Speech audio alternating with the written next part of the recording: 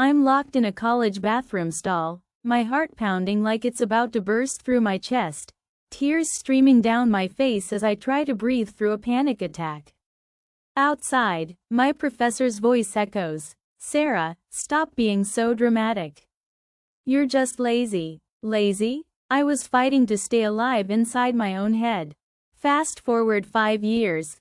I'm standing tall, my name on a best-selling book about mental health, while she's begging for my endorsement to save her failing career. If you've ever been underestimated, dismissed, or shamed for your struggles, stick around. This is my story of turning pain into triumph, and trust me, the payback feels incredible. Hey everyone, I'm Sarah, a writer and mental health advocate from Chicago. Today, I'm sharing a raw, personal story from my life, one that's messy, real, and changed who I am forever. If you've ever felt like you had to hide your struggles to fit in, or if someone's cruel words made you doubt yourself, this one's for you. Hit that like button, subscribe, and let's dive into a story that might just touch your heart. Ready? Let's go. Let's rewind to when I was 19, a freshman at a big state university in Illinois. I was the happy girl, the one everyone knew as the bubbly cheerleader, the class clown who could crack a joke to make even the grumpiest professor smirk. My Instagram was a highlight reel. Parties with red Solo cups, sunny campus selfies, captions like, "Living my best life." But behind the filter, I was a mess. Since middle school, anxiety had been my silent shadow. At night, I'd lie in my dorm, the darkness pressing in, my chest tight like a vice, my breath coming in shallow gasps. Panic attacks would hit out of nowhere, my heart racing like a runaway train, palms sweaty, thoughts spiraling. What if I fail? What if everyone sees I'm a fraud? I'd clutch my pillow, whispering, "Just breathe, Sarah. Don't let them know." I'd mastered the mask by then. Growing up, I learned fast that people loved the fun Sarah. The girl who could light up a room, who never said no to a dare.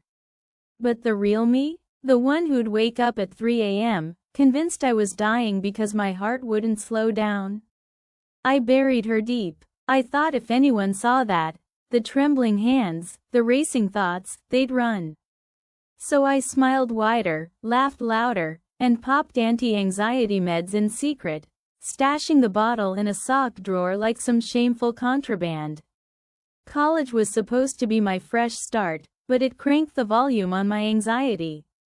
I was majoring in psychology, ironic, right? I wanted to understand the chaos in my head, maybe help others like me. But the pressure was crushing. 8 a.m. lectures, group projects, deadlines piling up like bricks on my chest. Some mornings, I couldn't get out of bed, my body heavy like it was glued to the mattress, my mind screaming, "You're not enough." I'd miss assignments, drag myself to class late, hair messy, forcing a grin as classmates whispered, "There's happy Sarah, slacking again." The shame burned, a hot coal in my stomach, but I'd laugh it off, cracking a joke to deflect.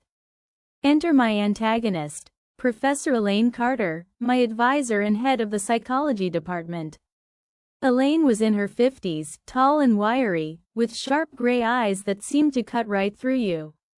Her office smelled like old coffee and dusty books, her desk stacked with pristine folders, a testament to her obsession with control. She had this way of tilting her head, lips pursed, like she was sizing you up and finding you wanting. Elaine was a star in her field, published papers, TED Talks, the works, but she had zero patience for weakness. To her, mental health struggles were an excuse, a cop-out for those too lazy to get it together. It started my sophomore year. I'd aced her intro psych class, but when I missed a midterm paper because a panic attack kept me up all night, she called me to her office. The room felt suffocating, her voice clipped as she leaned forward. "Sarah, your work is inconsistent. If you can't handle the rigor, maybe psychology isn't for you." My throat tightened, my fingers twisting in my lap. Inconsistent? I'd been pulling all-nighters, fighting my own brain to stay focused. Inside, I screamed, "You don't know how hard I'm trying." But I just nodded, my smile wobbly, muttering, "I'll do better." Her smirk as I left, "That smug, I knew you were flaky." Look, it seared into me, fueling a quiet rage. The disrespect escalated. Elaine started singling me out in class. "Sarah, care to explain cognitive dissonance?" "Oh, wait, you probably didn't read the chapter." Snickers from classmates stung like needles. My cheeks burned, my pulse hammering, but I'd force a laugh, tossing out a quick joke to save face.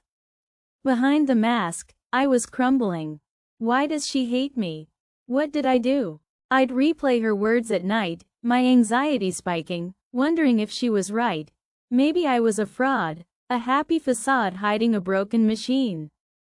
By junior year, I was drowning. I'd party hard to escape, the music and alcohol dulling the panic for a few hours, but it always came back, worse each time. I'd cry in bathroom stalls between classes, my hands shaking as I swallowed another pill, the bitter taste lingering. Elaine noticed my absences, my late assignments. During an advising meeting, she leaned back in her chair, pen tapping her desk like a metronome. "Sarah, honestly, I expected more from you. All this happy nonsense, it's clearly a front. If you're struggling, just admit it.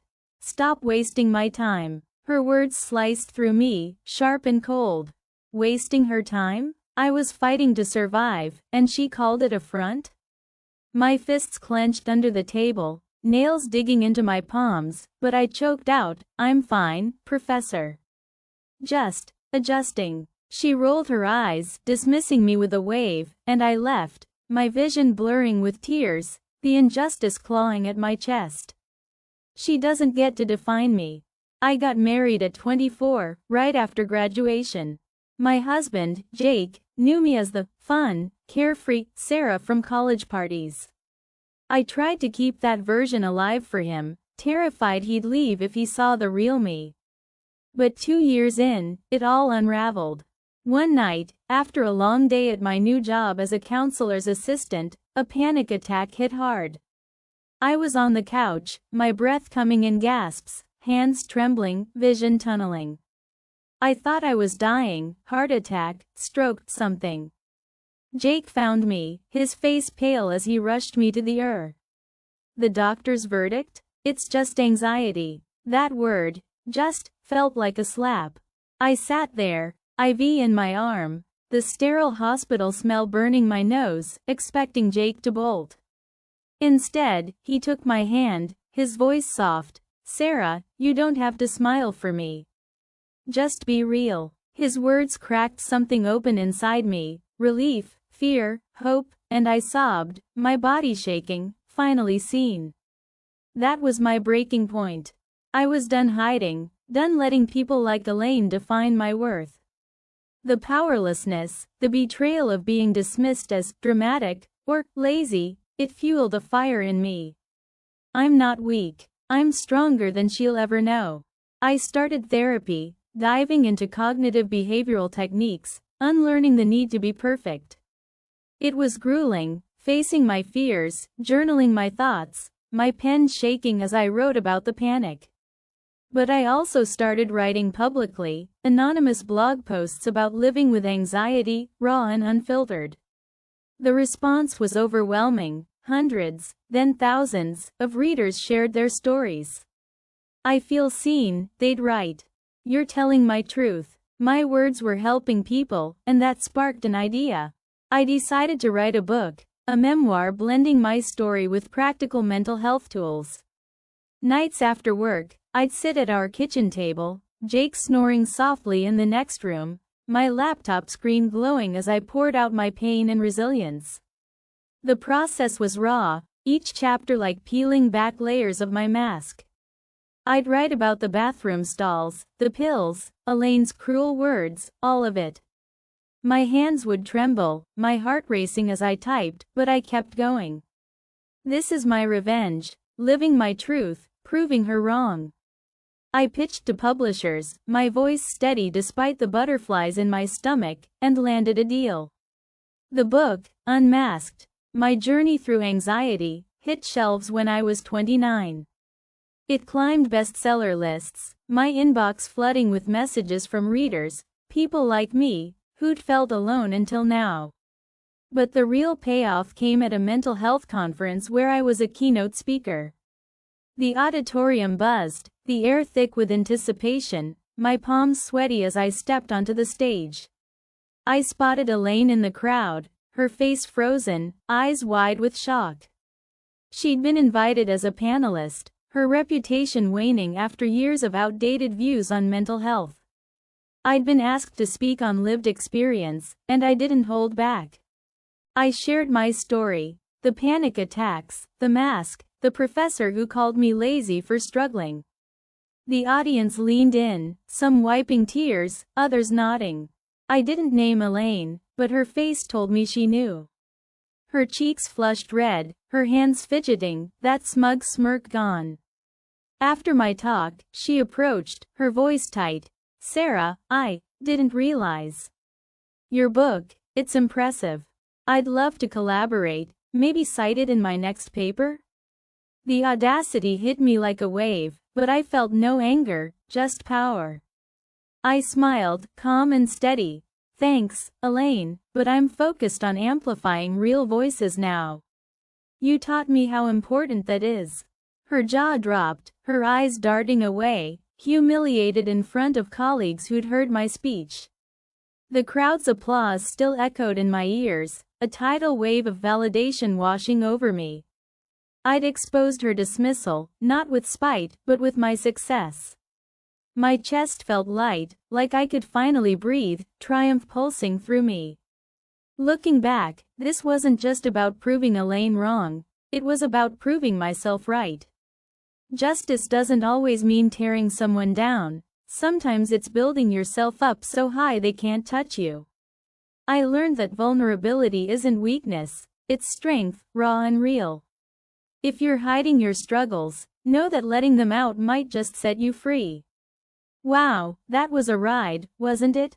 If this story hit you in the feels or fired you up, smash that like button and tell me in the comments. What's a time you turned pain into power? Have you ever faced someone who underestimated you? I read every comment, so let's hear it. And if you want more stories of triumph and truth, subscribe and hit that bell. You don't want to miss what's next. Thanks for being here, and remember, your real self is more than enough. See you in the next video.